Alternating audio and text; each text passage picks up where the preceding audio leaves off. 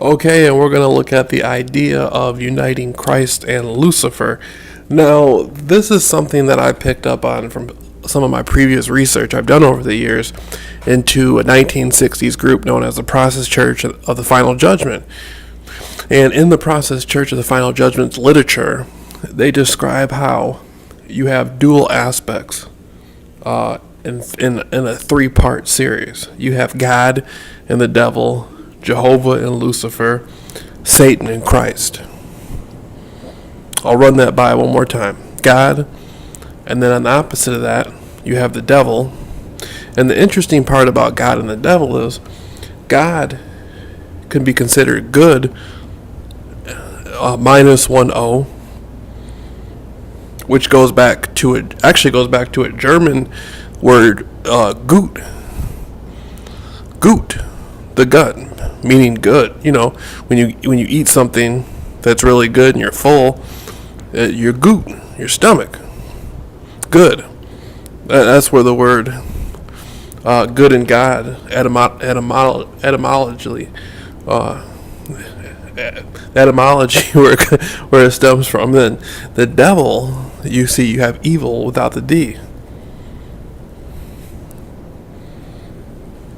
Devil, you can have evil without the D.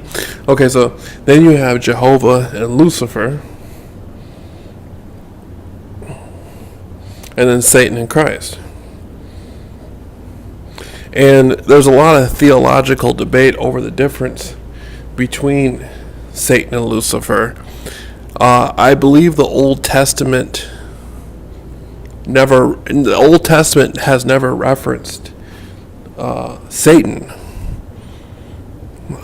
They did reference the devil in the book of Job. The Old Testament does represent the devil, definitely in the book of Job. Okay. Now, Lucifer and Christ, that's really interesting to me. There's a lot of debate out there about, you have the brighter light, which is looked at as being Christ consciousness, the Christ figure, what Christ represents, basically love and high energy frequency. Then you have the depiction of Lucifer, which Lucifer is looked upon as being the darker light. And there really is just one light. You know, the darker or brighter, it's all one. It's one big spectrum of all the same stuff. You know, but I learned that from my previous older study.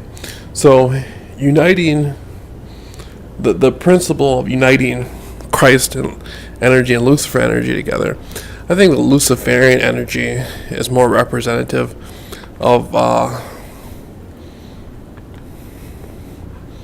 intellectual design, so to speak.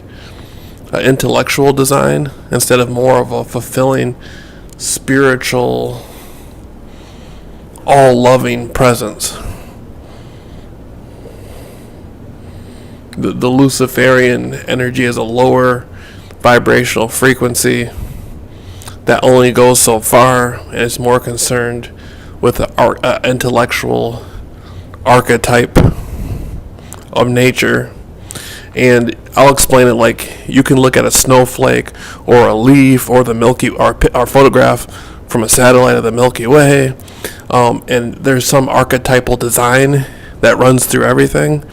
And that's sort of how I look at Luciferianism, is they're more concerned with the intellectual grand design of the matrix than a higher frequency integrative energy. Negative energy segregates, and I feel a lot of that when I think of Luciferian energy, segregation.